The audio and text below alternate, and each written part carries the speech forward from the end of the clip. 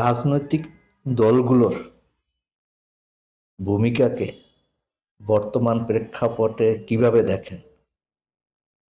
রাজনৈতিক দলগুলোর ভূমিকার আগে আমি যেটা মনে করি যে আমরা চাইতেছি রাষ্ট্রের সংস্কার এবং রাষ্ট্রের রিফর্ম। জি, এই কথা যেমন সত্য, ঠিক পাশাপাশি সত্য যে পলিটিক্যাল পার্টিগুলোর রিফর্ম প্রয়োজন আছে। জি। The system belonging to the political parties এবং যেটা অ্যাডপ্ট করা আছে এখানে কিন্তু অনেক ধরনের মানে সমস্যা আছে।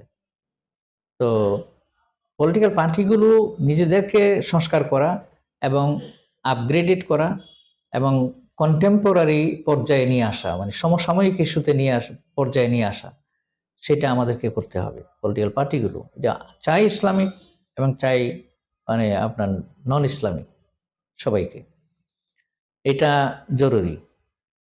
কারণ এখনো কিন্তু পলিটিক্যাল কালচার বলতে যা বোঝায় রাষ্ট্রে যেমন নাই, এটা রাজনৈতিক দলগুলো তো সেভাবে নেই।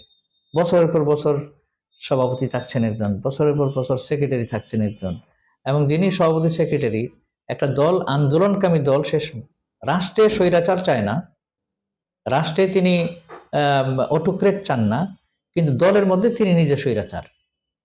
তার সামনে যাওয়া যায় না, তার সাথে কথা বলা যাবে না, তাকে পরামর্শ দেওয়া যাবে না, তার ক্রিটিসাইজ কোনো বিষয়ে করা যাবে না বা দৃষ্টি আকর্ষণ করা যাবে না, তখন তাকে সাইডলাইন করা হয়। এটা কিন্তু রাজনৈতিক দলগুলোতে আছে এবং গ্রুপিং সিস্টেম। যারা ট্যালেন্ট, যারা ডেডিকেটেড, যারা স্যাক্রিফাইস করে, তারা সবসময় সাইড লাইনে থাকে। আর যারা সুবিধাভোগী তারা সবসময় উপরে আসে এবং তারা প্রিভিলেজ পায়, and they are going to the leadership. এবং এটা রাজনৈতিক দলগুলোর একটা বড় ধরনের ক্রাইসিস। এবং এটার কারণে রাজনৈতিক দলগুলো আদর্শগতভাবে তারা যে ভূমিকা নিতে রাখতে পারত জাতীয় পর্যায়ে, রাষ্ট্রীয় পর্যায়ে, সেই ভূমিকাটা তারা নিতে পারে না। এবং অনেক সময় আমরা দেখি যে যে কর্মসূচিটা রাজনৈতিক দল থেকে প্রত্যাশিত, সেই কর্মসূচিটা তারা দিতে পারেন না। Why? Because of this limitation.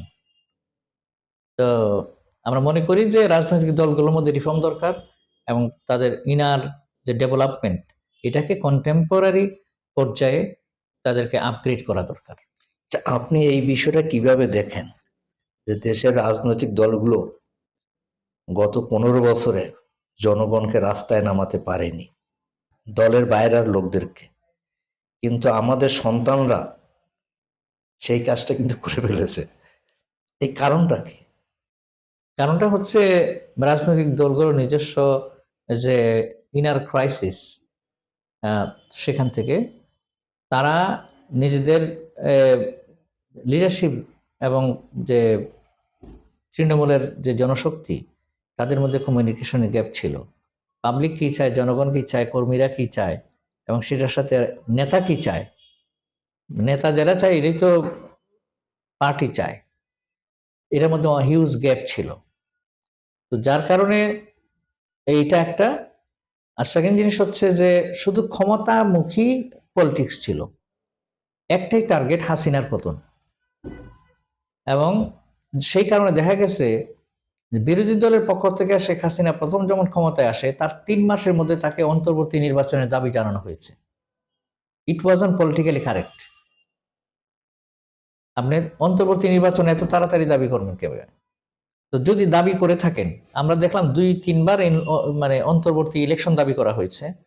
যদি দাবি করে থাকেন, সরকারি দাবি যদি না মানে, তাইলে তাকে মানতে বাধ্য করার জন্য আপনাকে সাফিসিয়েন্ট কর্মসূচি দিয়ে মাঠে থাকতে হবে, যাতে সে বাধ্য হয়। কিন্তু আমরা দেখলাম দাবি ঠিকই জানানো হয়েছে, এটা ছিল ইনকারেক্ট দাবি, কিন্তু এই দাবির উপর তারা কিন্তু নিজেরা দৃঢ় থাকেননি। এই সরকার থেকে গেছে, অন্তর্বর্তী সরকার ওই যে ইলেকশনের দাবিটা তারা আর করেননি। তাইলে দাবির অর্থ কি? তো এইভাবে যখন আপনি একটা দাবি করলেন, দাবির উপর আপনি নিজে মজবুত থাকলেন না, গভর্নমেন্ট মনে করে হোয়াট ইজ, এরা তো এই ধরনের দাবি দিবেই, পরে আর এটা নিয়ে মাথায় থাকবে না। আমরা দেখলাম বিভিন্ন পর্যায়ে ওবায়দুল কাদের মানে কি করতো, টিস করতো, মস্কারা করতো, কোথায়, তাই না? তো এটা ছিল। কিন্তু জনগণ, বিশেষ করে স্পেশালি স্টুডেন্ট, ছাত্র সমাজ যারা, তারা তো সচেতন, রাজনীতিতে তারা সম্পৃক্ত নয়। বিভিন্ন দলের বাইরে যারা আছে, তারা সবাই তো ছাত্রলীগ, সবাই ছাত্র দল বা সবাই মানে ইসলামিক দল করে না, অধিকাংশই কিন্তু নন পলিটিক্যাল। তারাও কিন্তু এই সমস্ত জিনিস অবজার্ভ করেছে, তারা পরিবর্তন চায়, তারা ডেভেলপমেন্ট চায়। কিন্তু পরিবর্তন ডেভেলপমেন্ট আনার মুখপাত্র হচ্ছে পলিটিক্যাল পার্টিগুলো বা ছাত্র সংগঠনগুলো। তো তারা এগুলো করছিল না। ছাত্র সংগঠনগুলো তখন রাজনৈতিক দলের বৈশ্যতা স্বীকার করে তাদের পারপাস এবং তাদের ইচ্ছাকে সার্ভ করার কাজ করেছে, rather to serving the purpose of the community of the state and the general students. সাধারণ ছাত্রদের স্বার্থকে বাদ দিয়ে, কমিউনিটি স্বার্থকে বাদ দিয়ে, অথবা রাষ্ট্রের যে বৃহত্তর স্বার্থ সেটাকে বাদ দিয়ে রাজনৈতিক দল এবং তার নেতার স্বার্থ রক্ষার জন্য রাজনৈতিক ছাত্র সংগঠনগুলো কাজ করেছে। যার কারণে ছাত্ররা কিন্তু এখান থেকেও বিচ্ছিন্ন হয়ে গেছে এবং তাদের মধ্যে এক ধরনের হতাশা থেকে ক্ষোভ জন্ম নিয়েছে। এবং এই ক্ষোভের বহিঃপ্রকাশ পাওয়া গেছে যখনই এই সুযোগটা এসছে, নিরাপদ সড়ক আন্দোলন, কোটা মুভমেন্ট, তো এবং সর্বশেষ আমরা যারা দেখলাম যে বৈষম্য বিরোধী আন্দোলন, এইটা সাধারণ ছাত্ররা তখন তাদের এই যে ক্ষোভের জমানো ক্ষোভ, এই ক্ষোভের বিস্ফোরণ ঘটেছে। তো মানুষের ক্ষোভ যখন একটা মাত্রায় চলে যায় তখন তার শক্তি কতটুকু, সে কতটুকু পারবে, কতটুকু সে এখানে ব্যর্থ হবে, এই চিন্তাটা তার আর থাকে না। তার কথা হচ্ছে আমার একটাই কাজ, সেটা হচ্ছে এই অন্যায় যে জাল আছে এটাকে ছিঁড়ে ফেলা।